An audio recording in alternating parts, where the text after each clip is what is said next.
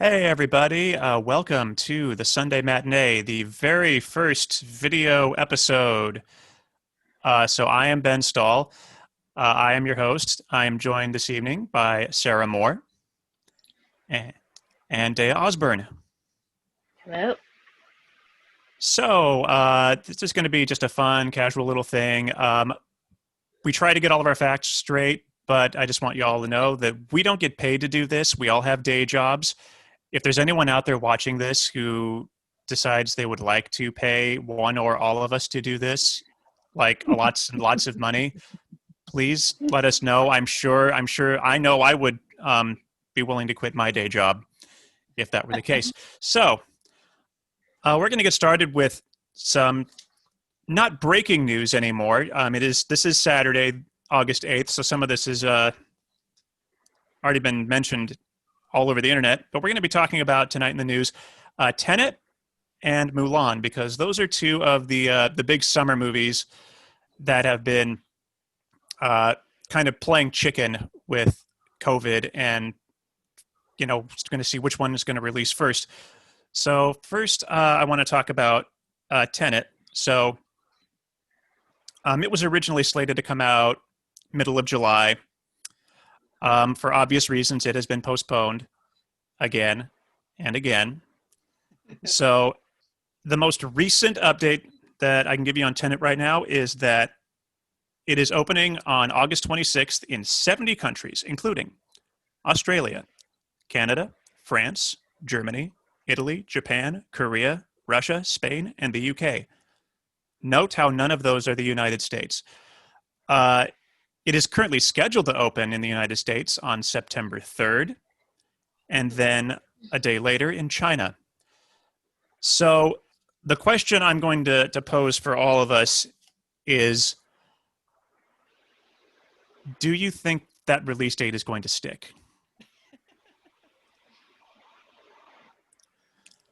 I hate to say it, but I don't think it's going to, sadly. And this is definitely something that needs to be on this big screen. I don't think this is one we can do a small screen release with. I 100% agree with that. Knowing Christopher Nolan and his work, ever since The Dark Knight, he's tried to film some sequences with the IMAX cameras, and you can't you just can't not go see that on the biggest screen possible. He's actually been personally pushing Warner Brothers to get it released. It was a little worrisome early on. He was like, "Can we please release it in July?" And it was like, let's not jump the gun here while we're all still hiding in our little holes. Yeah. Um, what I found very interesting about what's going on is Warner Brothers, before they announced the September 3rd release for us, they did say it's going to be a staggered release at different times across different countries as theaters are able to be opened. And they seem to make a big deal about it. But I don't think it's.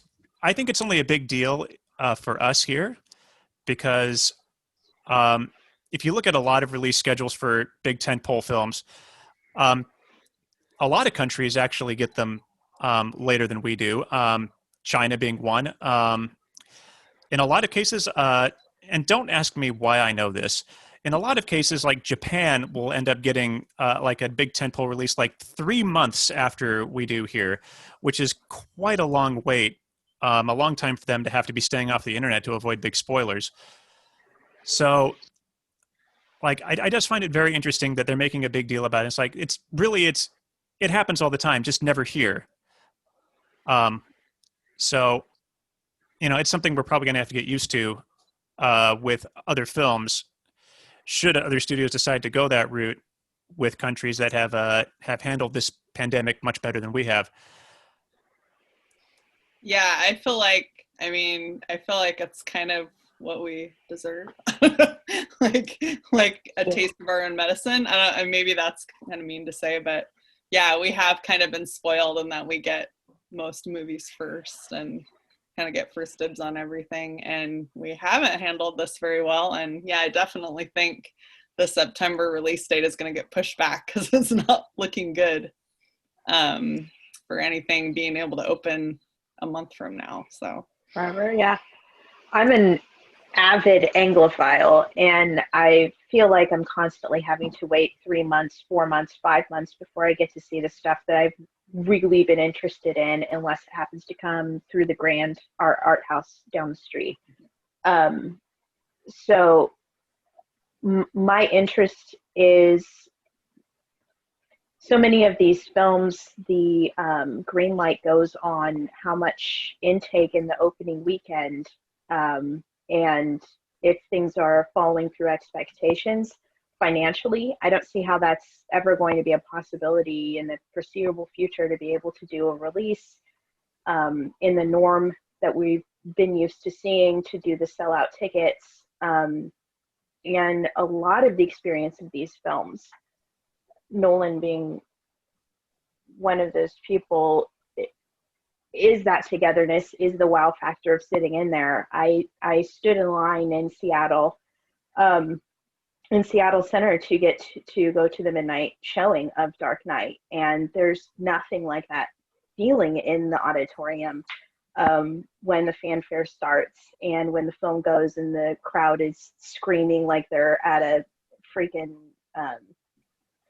like concert or something, you know what I mean? And I miss that togetherness, and I miss that feeling, and I feel like unless we can have that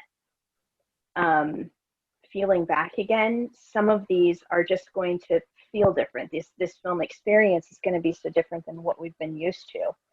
To have that moment of awe in a theater packed at 50% or less capacity is going to be difficult, and there's really nothing we can do about it. That's just par for the course where we're at right now. But I absolutely agree.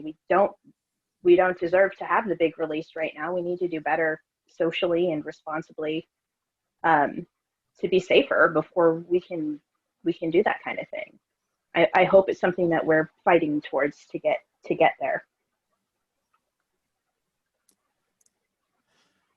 And I hope that there will be enough cinemas open when we do get there.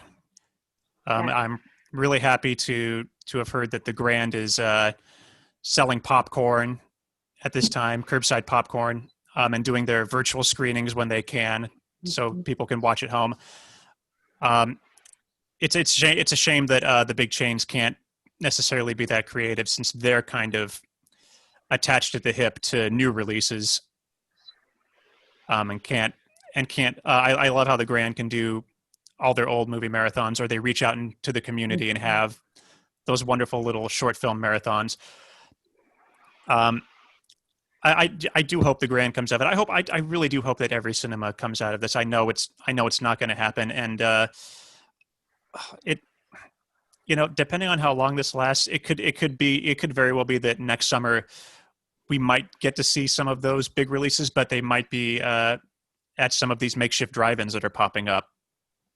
Yeah, that's kind of what I was wondering. I've been wondering for a while, is if we're going to see I mean, it's looking like this is kind of the long haul a little bit, dealing with COVID, and so it makes me wonder if it's going to change like the theater landscape, and that maybe we'll start to see more drive-ins pop back up, because it seems like that would be a safer way to see movies on the big screen, so that we can still have that experience. I don't know, I've just been curious if we're gonna see. I mean, I know there used to be quite a few around here that have all closed, and they've kind of all been torn down, so I guess they'd have to build them back up. But yeah, and I'm not too keen on the ones that are just throwing into Walmart parking lots, because well, it's Walmart. But over at Kent, over at the Showware Center, I know they put one up there. But everyone's been so unprepared for this that all they've been able to do is like show old movies like Jurassic Park. Wow, it's crazy to think that that's an old movie right now. And it's actually disheartening, because literally, like you just were talking about, Sarah, just down the road from Showware, there was a massive drive-in theater right on the border between Kent and Auburn, and it had 6 huge screens. And it was probably like back at the beginning of this decade that they finally closed it down. But yeah, that was a great place to go. Like I saw Jurassic Park there. I saw Pirates of the Caribbean. It was a great place. So yeah, I know it's not possible really to do it in the fall and winter because of the weather. but if we start getting it may be a good way to start getting to see the new movies at least in the summertime. Yeah, I know there used to be a big one in Bellingham when I was a kid that they turned into the parking lot for Western. That's right. And I was just thinking like, oh, how sad, because nobody's going to school right now and they could have a nice drive-in theater there. I think there's one in Lakewood too, not far off from the movie theater there, and it's like a swap meet center now. So there's enough of them around that if people got creative, they could do it. I just don't know if the new films would be pushing for that marketing to go there. There's no way that they could make nearly as much money at drive-ins, just because the part of the fun of a drive-in is you pay a flat rate for your car. Mm-hmm. And everyone gets in for like $10 or $15, and it's like, that's great, that's a great deal. But yeah, no studio in their right mind is going to want to release their big tentpole exclusively at drive-ins where they're making almost no money. But it could be a nice way for us to get to see some of these movies that are now kind of being released more direct to streaming services on the big screen that we're missing, maybe. Speaking of movies that have been released on streaming services, so it's already happened a few times this year. Early in March, right around the time the shutdown started, Universal released, it was The Invisible Man, Emma, and one other film went video on demand after they had basically a 2 or 3 week theatrical run. So I think they only ended up charging like $20 for those. For Mulan, it's going to be very different.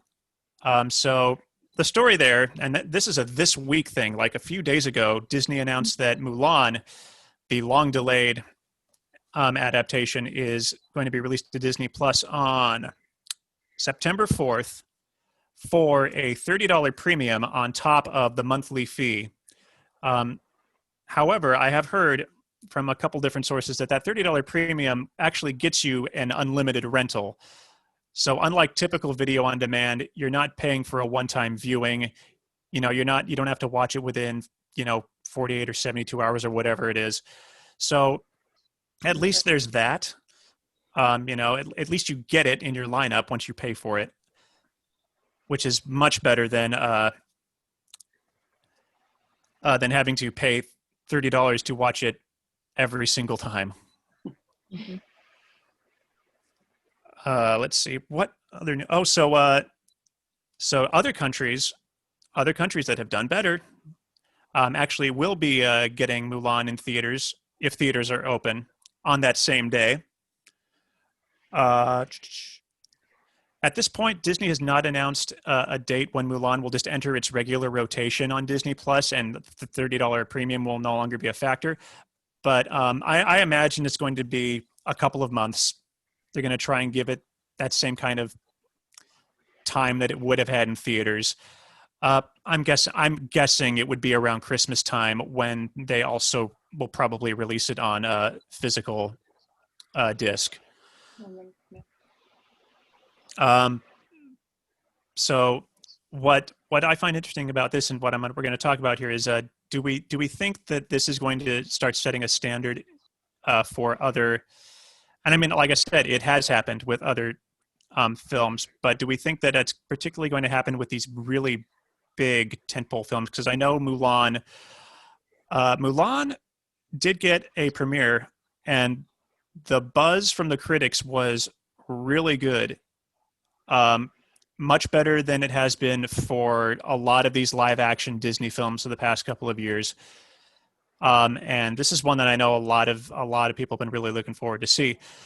So Do we think that this is going to happen as well to, say, one that people are really wanting to see right now, which is Black Widow?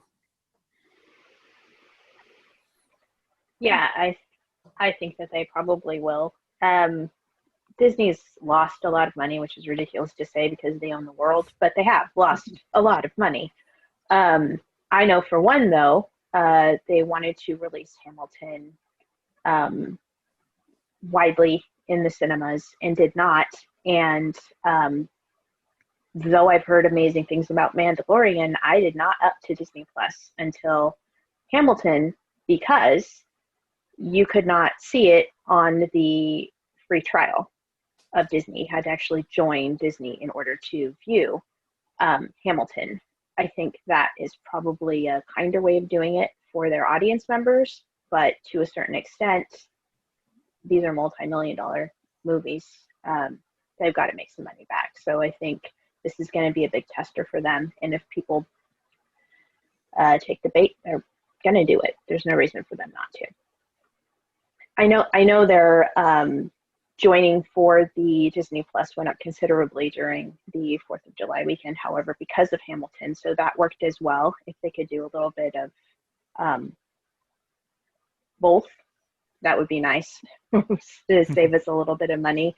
Because if you got Pixar putting one out, you have the myriad of Marvel going out every year. That's a lot of money to pocketbooks that are already hurting. So hopefully they take that in consideration for their audience base. I mean, I guess, yeah, I mean, I think some of it's probably going to depend on how successful Mulan is on there. Although I'm obviously not being able to see into the future, I'm guessing it's probably going to be successful because people want new content to watch right now. And that's one a lot of people are looking forward to. Unfortunately, it's one I feel like I would be really sad to not see on the big screen, just because it seems pretty grand in scale. And maybe another one of those ones that would be nice to have the drive-in option later to experience it on the big screen. But I would imagine if it's successful, they'll probably try it with other films. Yeah, just to make some money back. And it's, the $30 fee especially for family films is going to be a big savings from the theater money wise. I mean, just looking money wise, that would be a big savings because it costs a lot more. I mean, I have 3 stepkids, so when we take them all to the theater, it's, easily over $100. So the $30 for the fee is a lot cheaper, but at the same time, I feel like it loses something to not see movies in the theater. I feel like it's easier to get distracted by stuff in your house and just not kind of have that same magical experience with the other audience members. So, I mean, hopefully it's something where they would go back to releasing the movies in the theater once things are safe again. That's my hope too. It's interesting to note that at this time, Disney has said they are not planning on doing this with any other of their upcoming releases. They did do it with Onward, the Pixar film earlier this year, but that did have a 2-week run before the shutdown, and so I think they were willing to let that get onto Disney for free.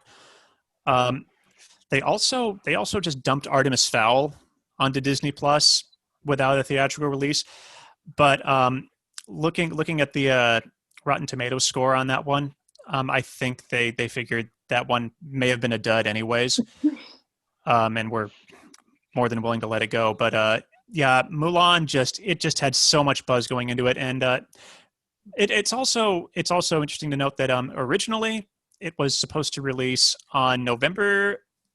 Hang on, make sure I have this exactly right. November 2nd, 2018 was its original release date when it was announced. It got delayed for, I'm guessing, just production reasons at that point, and was replaced by the Nutcracker film, which no one ended up seeing. But, I mean, the fact that it was originally supposed to come out at this point almost 2 years ago definitely means that they've been sitting on this one and developing it for much, much longer than they probably have been with Black Widow. because Marvel has been on that really tight schedule. Mhm. So it's also just very possible that Disney has just finally needed to get this one out there, because it's been, you know. And I as an actor, I can't. I'm happy that I'm happy for the cast and the crew that people are actually going to be able to see this, because that has to be extremely frustrating for everyone who's worked on a film at this point. You know, money aside, you know, all the studio stuff aside, everyone who's worked on a film that can't get released right now has that's got to be rough. Yeah. And we all know we're all theater people who are sitting here uh, waiting for that to happen too. Yeah. Yes. It's a hard time to be in the arts, or Yeah. at least in the Yes. performing arts. Mm-hmm. So that is the big news for this week. So we're just gonna have a little chat about some fun stuff here and some hypotheticals. First off, a question for the both of you.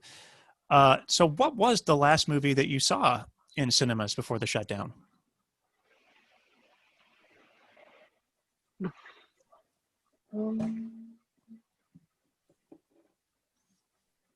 The last movie I saw in the cinema before the shutdown was Knives Out, which was a very enjoyable movie that I'd been trying to see for a long time.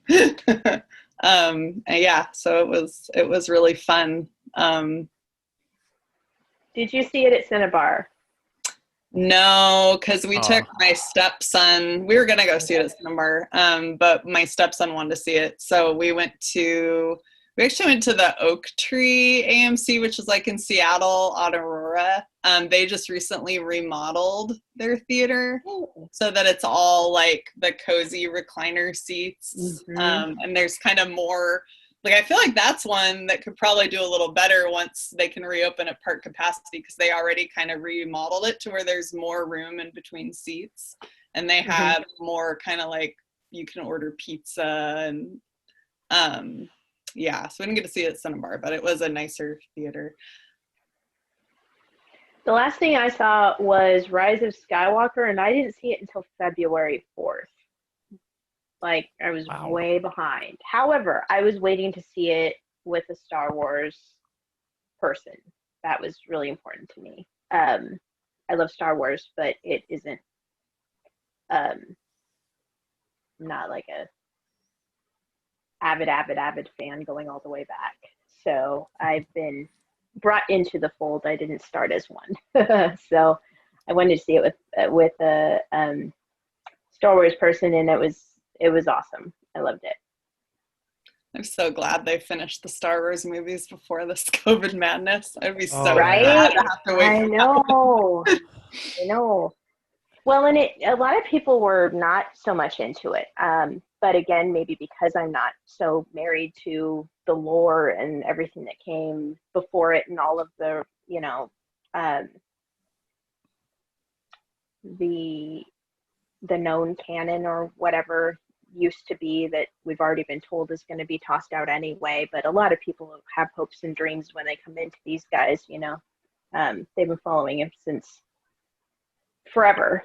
They sourced from the 70s, so a lot of my friends weren't alive at the time, so they take the hits a little bit harder, and I can enjoy them for what they are. I think is my deal. And I'm huge Carrie Fisher fan, so my main worry was how that exit was going to take place when it was supposed to be her film. And I was pleased with how they dealt with it. Yeah, I thought they did her exit really beautifully. And I feel like I'm kind of in the same boat as you. Like, I enjoy Star Wars, but I kind of came into it later. So I actually really enjoyed the new trilogy, a lot more than the prequel trilogy. Oh my gosh, yeah. Like, way better than that.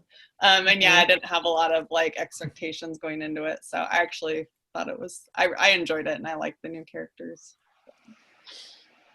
I'll just say, because I didn't enjoy it that much. I think the prequel trilogy and the sequel trilogy have their problems. what I will say is the sequel trilogy's problem is not its acting. I think it might actually be the best acted trilogy. Um, Daisy Ridley and Adam Driver, I think, killed it across the board. I think Mhm. my problem with the sequel trilogy is just I don't I because it had three.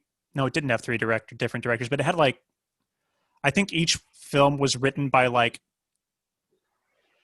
different writers, and they really didn't have someone overseeing it as a complete trilogy. So it doesn't really have necessarily the best through line from beginning to end. Um, and I feel like the sequel trilogy, even though the screenplays are terrible and the Yeah. special effects are absolutely excessive, and the humor is just out of place, I feel like the story itself just has a through line from beginning to end that works because George Lucas was the writer for the entire thing. But that is a topic for a whole different episode that can be talked about for hours amongst Fair enough. anybody. Um, so the last movies I'm going with two because I have a unique situation. The last original movie I saw in the theaters was The Invisible Man, which was a really good modern take on the classic horror film. Um, not even close to the same story, but I think that's for the best. I think it's probably um, my favorite Universal horror modern horror movie, um, followed by the 1999 Mummy with Brendan Fraser. Um, every other one's just been The Wolfman was fine. I didn't bother with the new Dracula with was it Luke Evans, um, and I wasn't too keen on The Mummy Returns, and I didn't even bother with the Dragon Emperor or any of the Scorpion King movies, and I definitely didn't bother with the Tom Cruise Mummy. Um, That looked pretty scary yeah. and not in the right way. But the actual last movie I saw was I got to go to one of the Turner Classic Fathom events. Was King Kong, Nice. and literally like within hours after I got out of the theater was when Governor Inslee announced that cinemas were going to be shut down. I was like, oh man, that was that was close. I we were already starting to get worried about crowds in movie theaters, so I made sure to bring some sanitary wipes, and I wiped down my seat. I made sure that I wasn't sitting within like X number of feet of anyone else, and I lucked out there. Um, because down here in Auburn, I know it's different in Tacoma, but down here in Auburn, no one goes to those. Oh, the cinema? No, to the TCM events, no one goes to them. Oh, yeah. No, we're not super packed. We're not. Oh, More I'm very pleased that they keep doing them actually because of that. They do that, and they also do the national theaters. I've gone to a couple of those where the London plays from the National Theater will be broadcast. And I'm one of, I don't know, 7 people, but they keep doing it, and I'm happy with that. That's funny. The National Theater Live screenings I've gone to up in like Whatcom County when I used to live there were always packed. Like, That's awesome. I That's know. awesome. So go Whatcom County with your theater. Live. Yeah. darn right. Culture Center. Go welcome. So jumping off of that, and I think we've kind of actually touched a little bit on this. What movies are you looking forward to most once it's safe to go back to cinemas?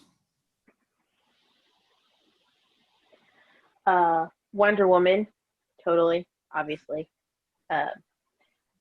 Is it Ammonite? How do you say that? The Winslet Ronan one, the Winslet and Saoirse, 1840s fossil hunter, lesbian-esque, but people are saying she wasn't really a lesbian, but maybe she was, but maybe not. We don't know. Anyway, anything with Kate Winslet, I'm in.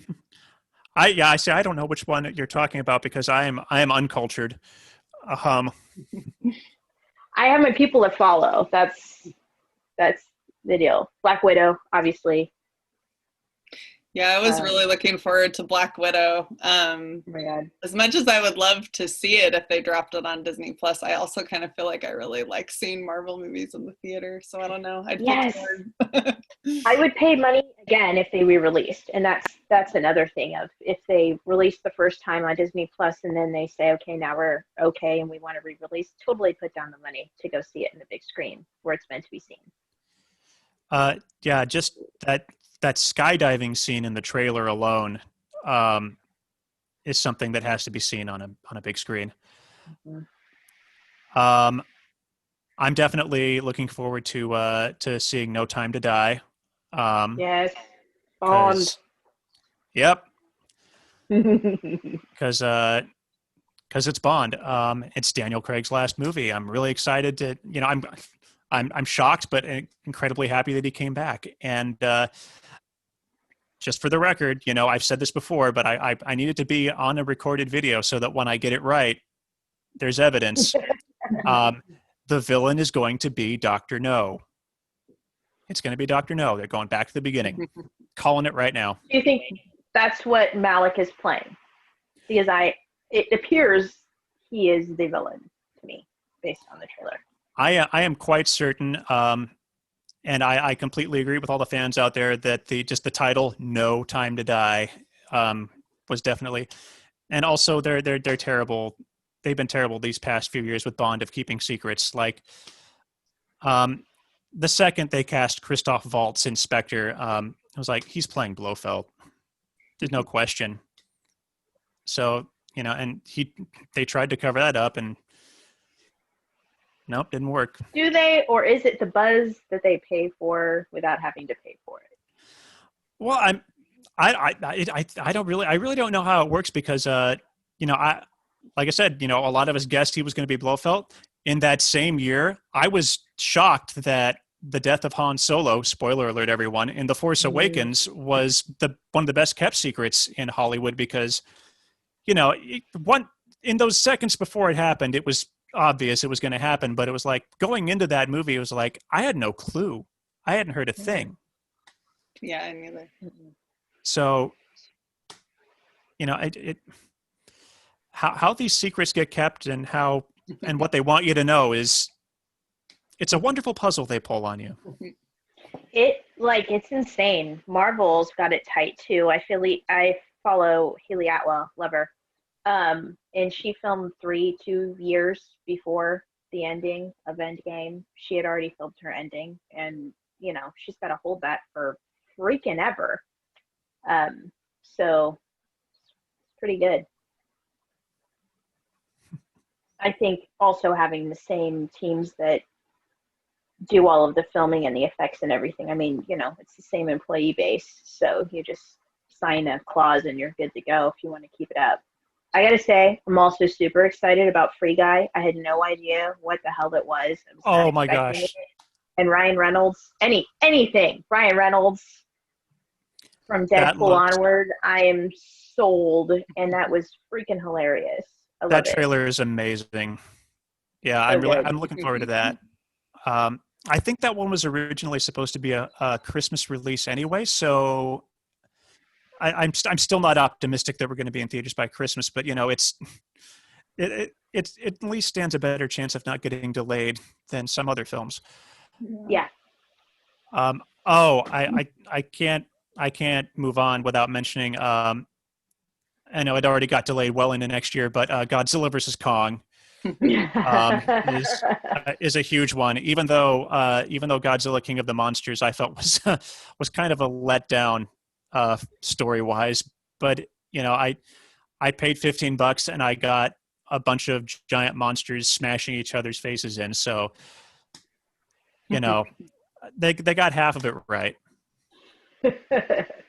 One I'm really excited about, I think is also supposed to be released in December, but also not feeling optimistic about being back in theaters by December, is the new Dune movie. Because I just read that book finally this summer after like 3 attempts. And it sounds like, I don't know, it just sounds like the makers of this version really have tried a lot harder to be true to the book. So I'm gonna butcher his name, but the director Denis Villeneuve, I believe is how you pronounce it. Um, Blade Runner 2049, Arrival, Prisoners. Yeah, I think it's going to be a really good He's adaptation. So I'm really excited about that. And I feel like that's another one I would want to see in the theater. So hopefully they'll wait till it can be in the theater. But yeah, yeah, Also, that's a good one. Quiet Place too, for sure. I'm Yes. all up in that because Krasinski and Blunt forever. And French Dispatch, Wes Anderson has a special place in my heart. Little weirdo, and a cast to die for. So that'll be fun. Yeah, French Dispatch. I showed Mom the trailer for that the other day because for some reason Mom is a big Wes Anderson fan now. Um, but yeah, I've been looking forward to that one too. Yeah, there's going to be it's going to be interesting to see when it's safe, what they do choose to start with, Mhm. and what's going to get delayed further, just because we have so many movies now that we can't just all dump them into the same weekend. mm-hmm. Well, and does Wes ever make? I mean, I can only think of really one movie that went mainstream for him. Everything I've ever seen has been in like the Grand, like Budapest. I saw the Grand. So smaller house. So you're not necessarily going for the same audience base, although he's got a massive cast that could it could fill a main theater. Well, I saw I all of his movies that I've seen in the theater I've seen at an actual chain, and that Oh, really? Oh, okay. and that's all of them since I've seen all of his movies in theaters since Fantastic Mr. Fox. Hmm. So so yeah, I mean I literally yeah just drove down the street to the theater here to see Grand Budapest, and you know they didn't play it much longer than maybe 2 weeks, but you know they played it. Yeah, yeah. He's so off a little bit to the side, but I do enjoy him, and I kind of like the Coen brothers. I'll go every time just to see what you're gonna come up with because I think they're freaking brilliant. And I remember in Budapest he experimented with different aspect ratios for the different eras, so that made it much more enjoyable to watch on a big screen, seeing it Hmm. that change every And time. it looks like he's popping in and out of black and white, and yeah, he's still playing. I think he always will. That's him. So we are all going to have a lot of movies to see when not only when they're open, when we feel safe, because Yeah. that those first few weeks, I probably still won't necessarily feel too great unless we are at a point where there are vaccines or medications or some kind of treatment that is going to keep this stupid virus at bay. So gosh, we've talked a lot already, but this is what I have down as the main topic. Though honestly, it may not last that long because so I wanted to talk about movie trailers. Um, Something we've probably been watching a lot of lately since we can't actually go see them. Um, I was thinking about like the trailers I watched that really got me hyped, and uh, and then when I actually finally saw the movie, I was actually they really lived up to that hype. Like there's good movies, there's good trailers and good movies, and there's good trailers, and then there's holy crap, that trailer actually delivered. Um, because we live in a world where there are too many trailers, and then whatever you're talking about. I'm also a gamer, so either the movie or the game is a massive stink bomb. So what's a movie you saw where that trailer built up the hype and that hype was fulfilled? I think the whole Deadpool teasers scheme, it was freaking amazing. I was laughing my ass off all the time, and I had no idea who Deadpool was. So they got me going from get go. I loved Guardians of the Galaxy. Same reason, had no idea what to expect. I hadn't read the comics at all, so totally delivered. Actually, I like it better than the trailer. Dark Knight, Star Wars Force Awakens, because I was coming of age during the first trilogy prequels. Not exciting at all, but that was the Star Wars that was aimed at my generation. So it was nice to see, oh, there's good acting and there's good writing and there's good production quality. All in one. Fast and Furious, Hobbs and Shaw, laughing my ass off. I've literally never seen any of the other ones, but I plopped down my money so fast to see that one. So fast. I feel like Marvel movies do a really awesome job with their teaser trailers. Like the first, like shorter ones that come out, always make me so excited to see the movie. And then I feel like they release their full length trailer, and I'm always kind of like, but then I see the movie, and they pretty much always deliver. So I don't know what it is about that full length trailer that maybe that's just me, but I feel like I always really enjoy kind of the teaser trailers. Do you think they give you too much? Yeah, I feel like sometimes full-length trailers give too many like scenes, and then you start to, I don't know, and then I start to feel like I've seen too much of the movie.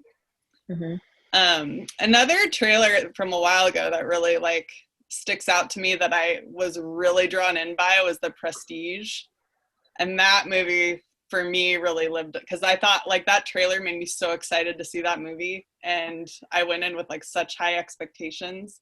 And I actually really, really loved that movie. And I've read the book too that it was based on, which is a really, really different from the movie, but also good. That's definitely one that sticks out to me as a trailer that lived up to the hype for me.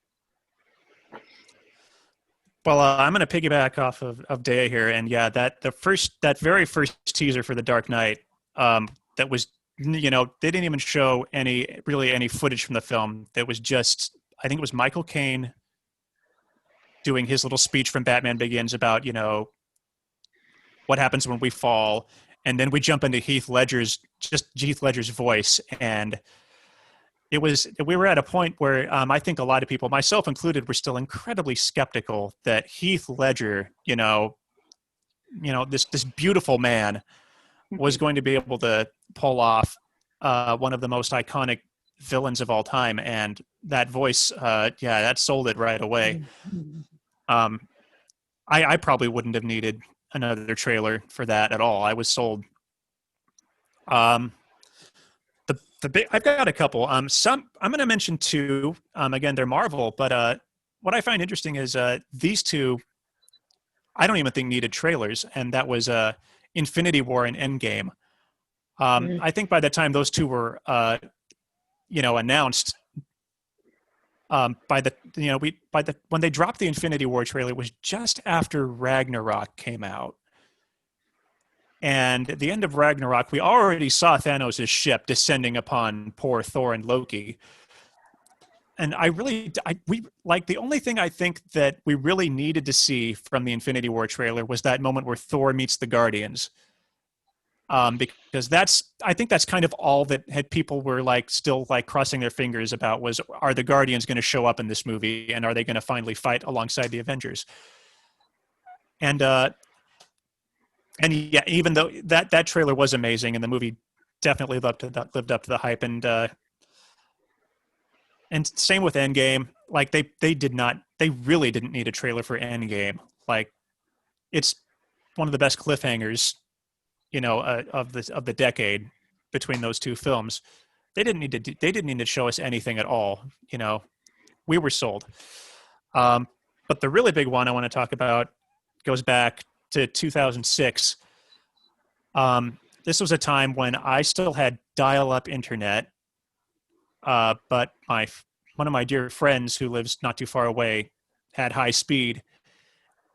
Movie trailers on the internet really weren't as quite as big yet as they were today. I don't even think YouTube was really a thing then. But I was over at his house, and just browsing, because that's what you do when you have friends who have high-speed internet, and found out that the Casino Royale trailer had dropped online, and I had to watch that. And they showed that first little bit from the beginning of the film in black and white. They did all the best lines, like, "You're telling me I need to be half monk, half hitman." They say double O's have a short life expectancy. It was like, it already sounded like the gritty, realistic film that the series needed to become after Die Another Day and Pierce Brosnan's run had come to an end. Sarah, we've talked about this before, right? You've never really seen the Bond films pre-Craig, right? I've seen some of them. My dad was a big fan of them. Like, he watched Thunderball a lot when I was a kid.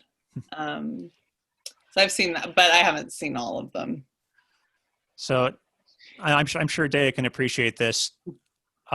Those last couple years of Brosnan were really rough. It really was time for. Oh, I have seen all the Brosnan ones.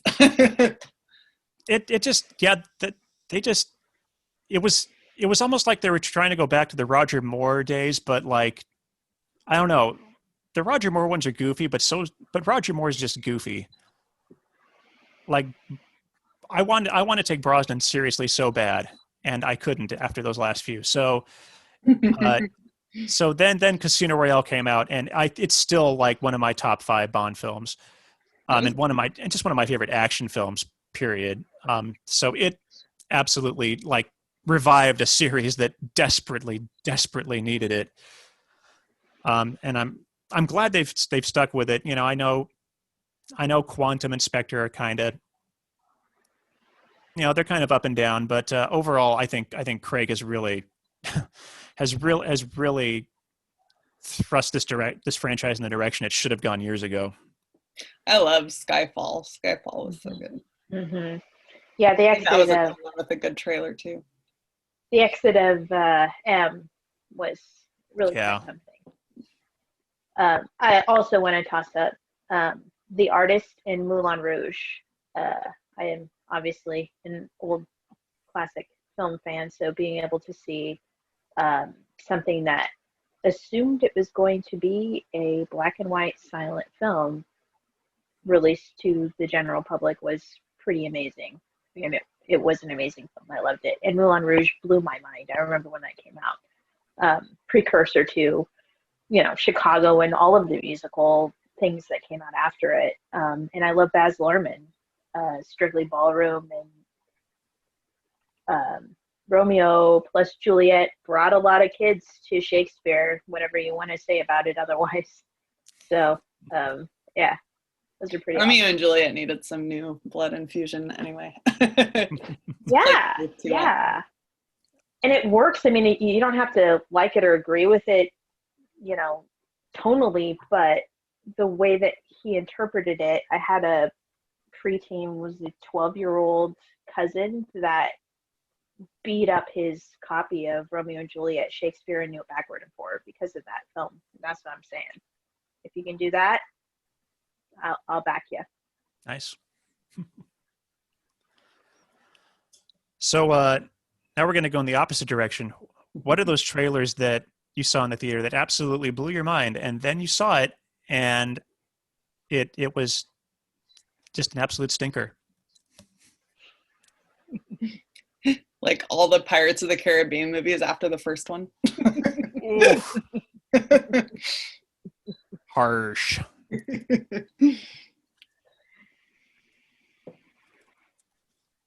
I'll go back to 2001. Pearl Harbor was one of the biggest disappointments of all time. I love the 40s so much, and that movie is damn beautiful, and I have watched it since, but with no volume because the book is so incredibly bad. Pretty to look at, though. And also Suicide Squad. I was disappointed in Suicide Squad. I just was. I wanted more. That's kind of my overall feeling of DC, though. They're DC, right? Yep. Yeah. At least you got Wonder Woman. She's my girl. She's the one that's working for me, man. That's it. I Oh, literally fell asleep twice trying to make it through the Justice League, and I just couldn't do it. oh, it's bad. Yeah, Um, no.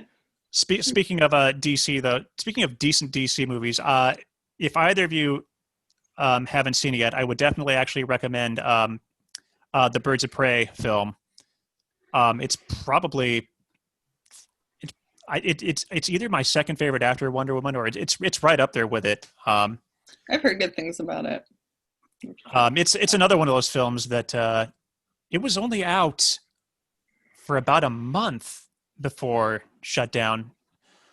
So I think it may have gone video on demand for a little bit, but like it's great because it you can definitely see that it follows Suicide Squad, but you do not have to have seen Suicide Squad to appreciate it, because it just takes the one character out of that movie, Harley Quinn, that people Damn. actually cared about, and Yeah. tosses her in front and center in actually a very Deadpool style film, Oh, okay.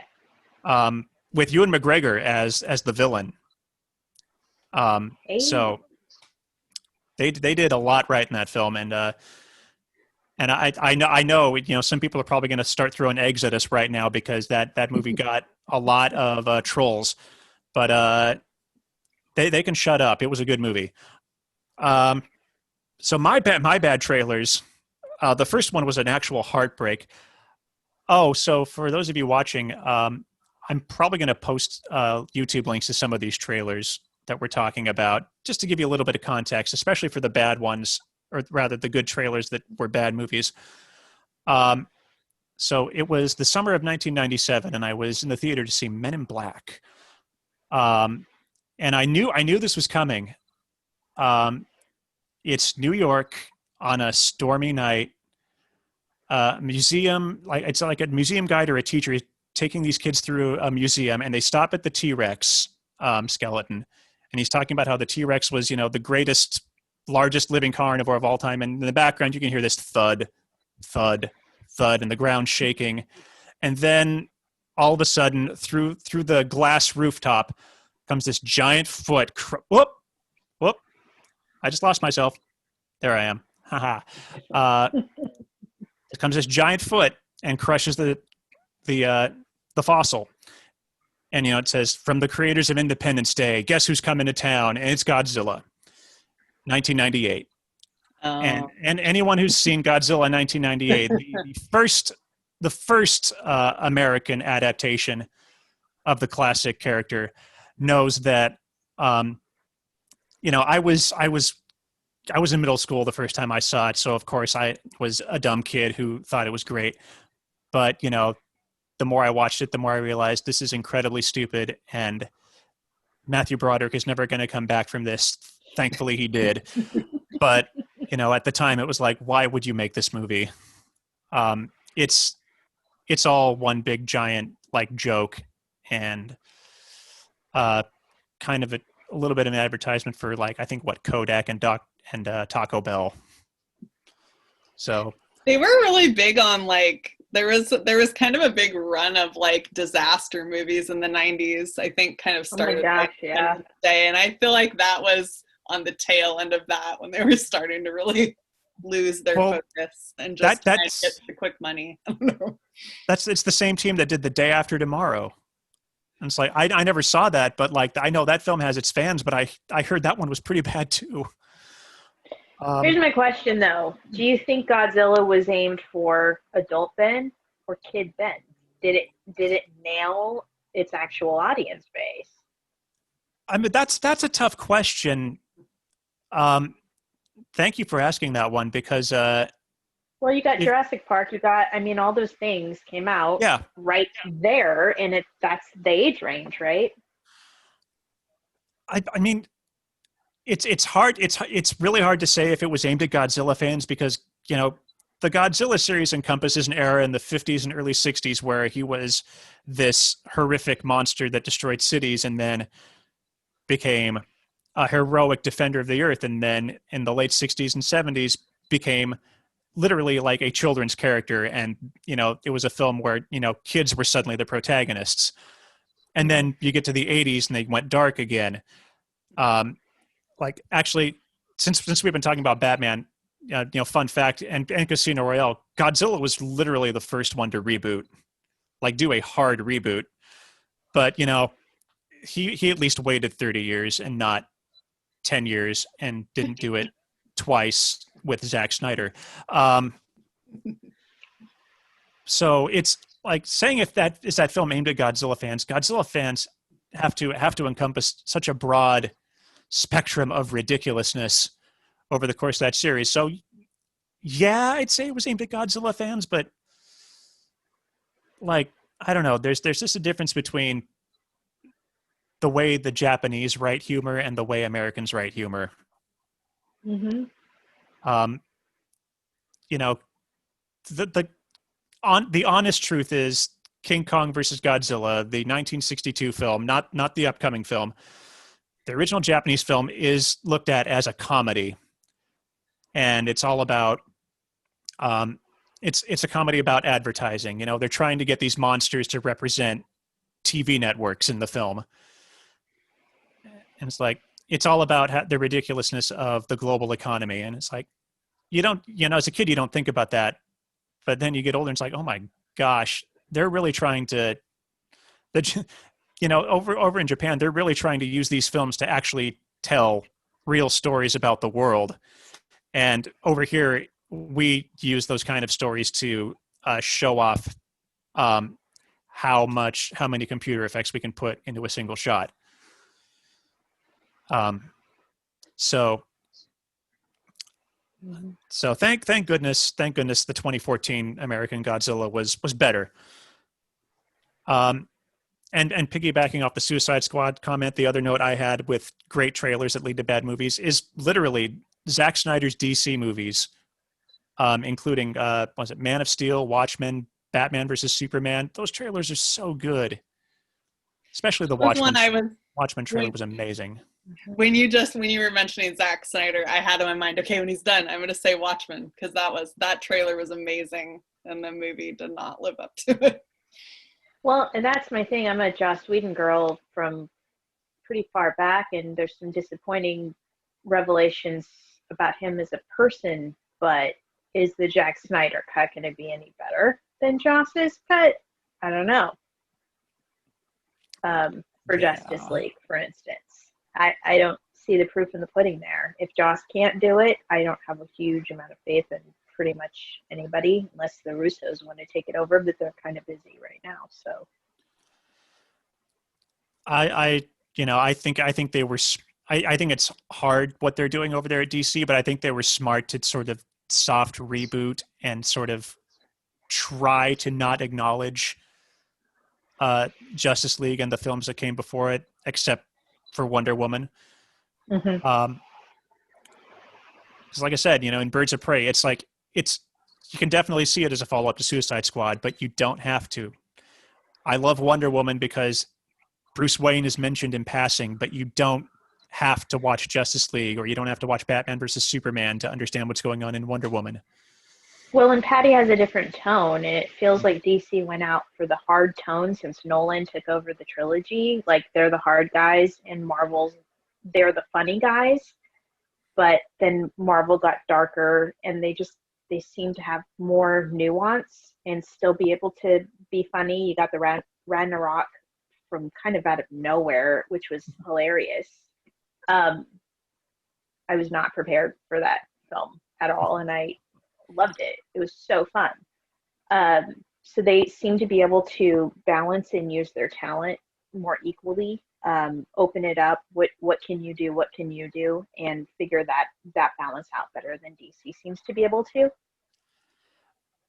Well, they all. I think DC just didn't give their characters enough time to develop to the point where we would care about what happens to them if they live or die. I think what was it? Because Marvel's had some missteps. Like, let's all be real. I think we've all forgotten that Quicksilver dies in Age of Ultron because no one really cared that much about Quicksilver. But we've gotten to a point where if Wanda Maximoff, if Scarlet Witch dies, it'd be devastating because we've actually at least had to have had a few movies. Like even Vision.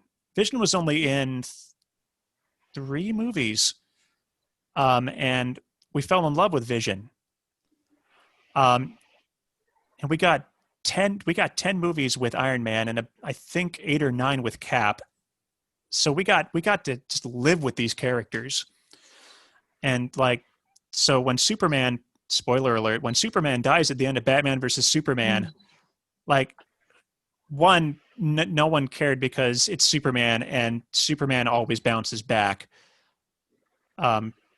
It's just, it's even people who've never really read comic books know that Superman has died and come back. So it was just really hard to care. And again, Marvel could afford to start going to dark places because they had shown their characters off so well in such a fun way that when they went dark, it did matter. When you go dark with Batman in your very first film with him, like darker than Nolan went with him, then it's just hard to care. Well, and it seemed like they didn't do origin stories. I actually haven't seen Justice League, but I mean, I watched the trailer, and it seems like most of those characters, they didn't have any kind of lead-in movie for them outside of Batman and Superman, and so I don't know. I could see where people wouldn't be connected to them at that point.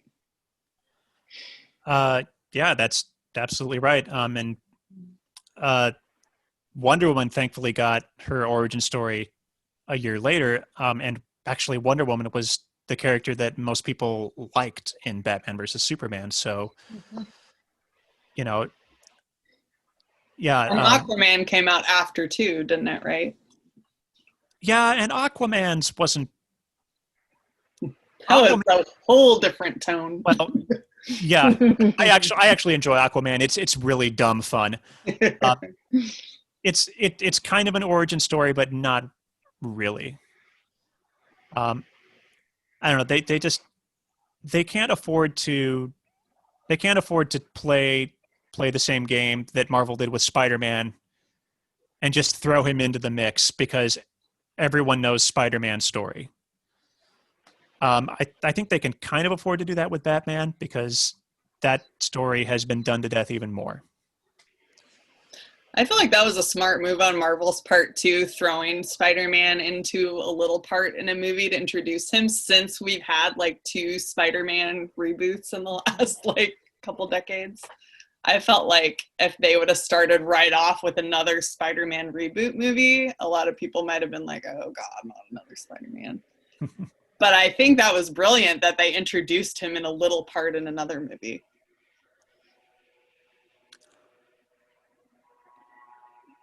It's actually we're going back to COVID now.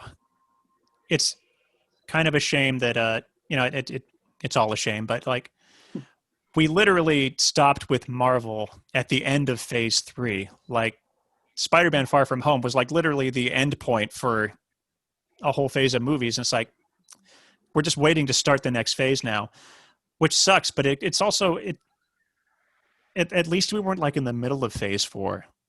In the middle of the next big story. Oh, what if it had happened like right before Endgame was released? How would we have lived? It'd be the worst. Endgame, oh God. I think they wouldn't have had a choice. Endgame would have had to come to Disney Plus and forgo theaters because it just wouldn't be fair to make audiences wait that long for that. It would have been the Mulan slot. It would have been the $30, and I would have tapped that. I would have put that down to see the finale on that. Well, and that's the deal, is that Marvel has an entire universe pre-plotted out how far in advance with how many people, and it's a whole studio unto itself, and DC doesn't have that. And they gambled hugely on Downey Jr. I've been a huge fan of him since when he did Chaplin. So watching his peaks and lows on his substance abuse issues and being pissed at him because of the waste of talent. I'm so pleased that he got out from underneath that, and he's taken it supremely seriously, the role that he's played there. And it's absolutely on the back of him that we have what we have. It was a massive gamble. Like, nobody was willing to even back him for insurance purposes. So I'm really pleased that it worked out. But DC doesn't, you're right, they don't have that. They don't have that backing. They don't have the thousands of people storyboarding and prepping ahead of time to make sure that these things all go together. And that's not even counting all of the Agents of S.H.I.E.L.D. and Agent Carter and all of the things that help to fuel it from behind, so that when Endgame happens and you get that finale, you're like, oh my God, that's exactly what I wanted the whole time. They don't get that. Well, my one counterpoint there is the further you get into Agents of S.H.I.E.L.D., the more it's obvious that Marvel TV was not very well connected to the movies. But that being said, I'm still only on like the 6th season of S.H.I.E.L.D., but S.H.I.E.L.D.'s been a blast. It's just fun to watch. Yeah, I'm not all the way up on it either, but just the fact that they know these things are all happening in the same universe, that's like insane. That's insane to me that they can clock I know. that. It like I said, though, it gets to be less and less. Like Thanos is literally mentioned at the end of season 5, like once, and then like Infinity War just happens, and the Shield agents don't even seem to know what happened. Like there's no acknowledgement of the snap as far as I can tell. Was that when they were supposed to be off air though? Because they were supposed to be canceled. Like everybody, all the actors thought they were canceled, and then were brought back for another half season or whatever. Season 5 actually had a great means of getting them away from everything else for half a season, but then they got back to Earth. And then at the end of season 5 is when Infinity War happens, and season 6 is like literally supposed to pick right up. And it's like, did the snap happen on the TV show? I don't know. But that being said, this last season they're on right now actually ties all the way back to Agent Carter. So I'm hoping they're using it to tie up the loose ends that they left open when that show ended abruptly, because I thought that was just a shame that Agent Carter got canceled and just those doors were open. Oh my God. Yeah, no, I loved it. I have not seen those last of S.H.I.E.L.D., so I need to play some catch up. Clearly, if they're going to go there, I'm there. Do you think the Marvel series that are slated to come to Disney Plus are going to tie more directly into the movies? Oh, they are. They've confirmed. I don't know how much the Falcon and Winter Soldier one's supposed to tie in. That one also, though, has been delayed again because of COVID. Yeah. But WandaVision is supposed to be out by the end of the year, and that one is supposed to tie directly into Doctor Strange too. Because Wanda is supposed to be in that movie, and they're supposed to be like teaming up and going through the multiverse together. So I think something she does in that show is going to like split the universe in twain or something, and Doctor Strange is going to show up and be like, we need to fix this. Well, and another interesting delay, I believe this summer there was supposed to be like an Avengers campus opening on Disneyland. Gosh, I don't keep up on Disney theme park stuff. I was really excited to hear about Star Wars, and I'd like to go someday. If there is such a thing as an Avengers campus, I have to go.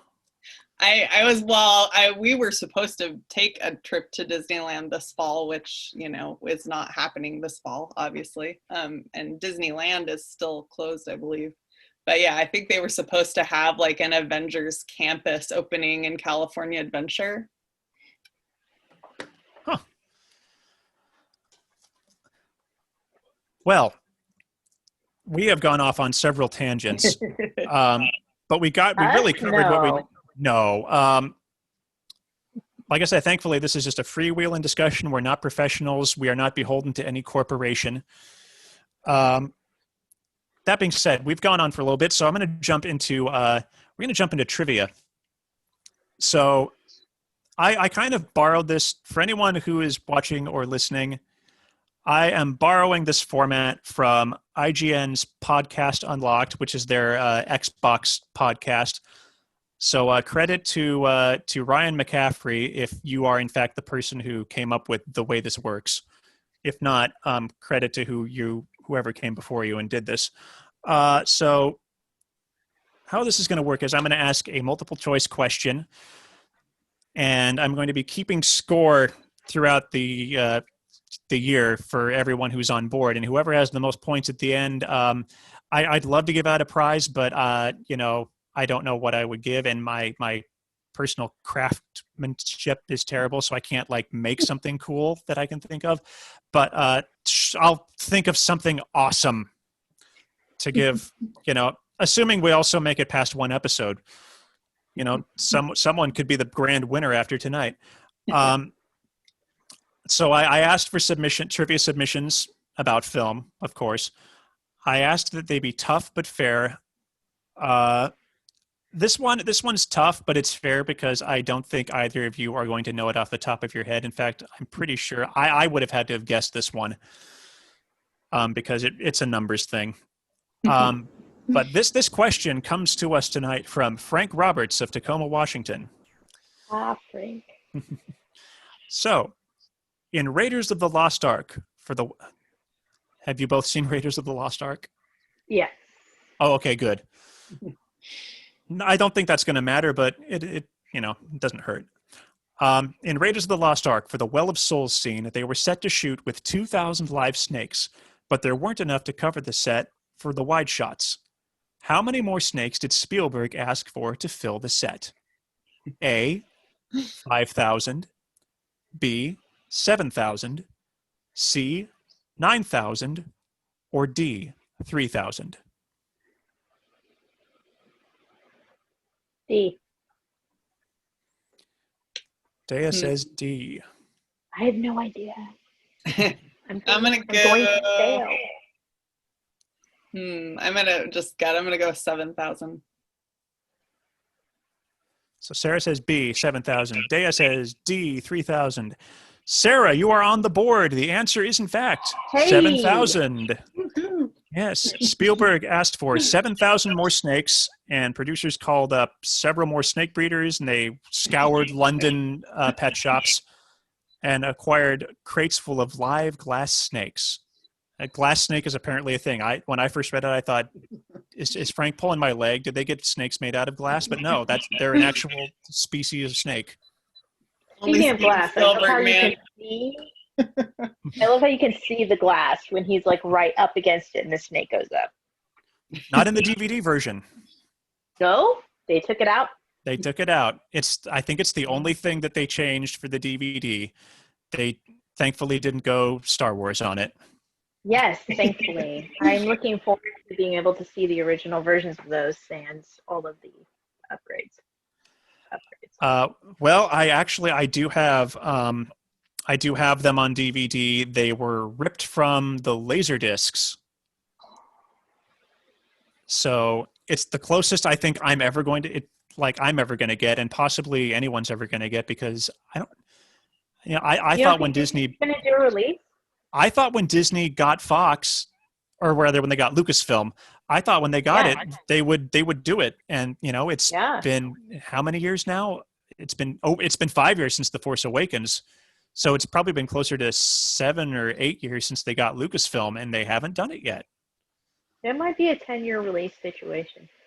I think it's also like that part of the deal with George Lucas was that they couldn't. And I think the Disney Plus versions even have more changes than the last batch of Blu-rays. Yoda's supposed to be a Muppet. I don't like him digital. It's just wrong. And why is Jabba the Hutt slithering around? He can't move. Like, it's just wrong. Yeah. It's just wrong. Yeah, these are facts. These are not our opinions. These are actual facts about Star Wars. So, before we sign off, I had a question for you two and for the audience to answer in the comments. So, what down the road, if this should continue to be a thing, are topics you would like to discuss or hear discussed on this little show?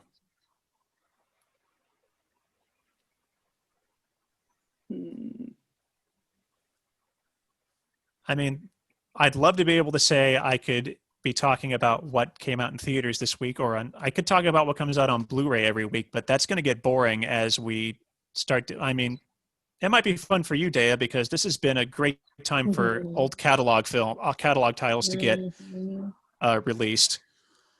Yeah, I'm saying classic films awesome. Uh, I would love to talk about that. P.S. You might want to know that theater I've told you about a couple of times out in Hoquiam, 7th Avenue Theater. Does old film release. It's a giant atmospheric. It's one of the original atmospheric theaters still going, and it's doing a release of Empire Strikes Back in September. Yes. I saw today they posted on Facebook their guidelines for reopening. So I don't know. I don't know if they're planning on doing that soon, but they're trying for September, and they have a big enough auditorium to really space people out if they need to. Just like tape off the aisles or whatever, and I'll wear a mask the whole time for that one. I would love to see that in the main theater on the big screen. Of course, since we just talked about it, the question is, which version are they going to show? Right, probably the digital new. Yeah, for legal reasons, I'm sure they can't dip into the original version. Well, and almost everybody's gone digital now. Yeah, almost nobody does film anymore, unfortunately.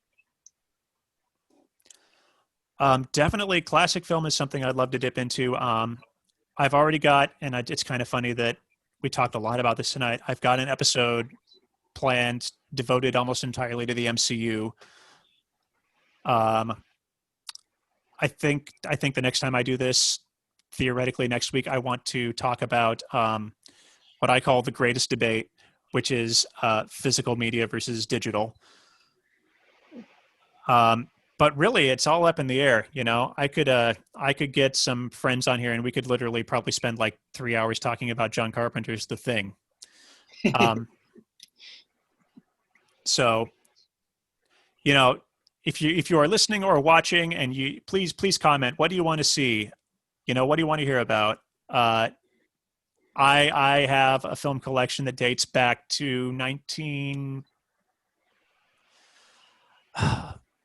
When was the Lon Chaney Phantom of the Opera? 1925.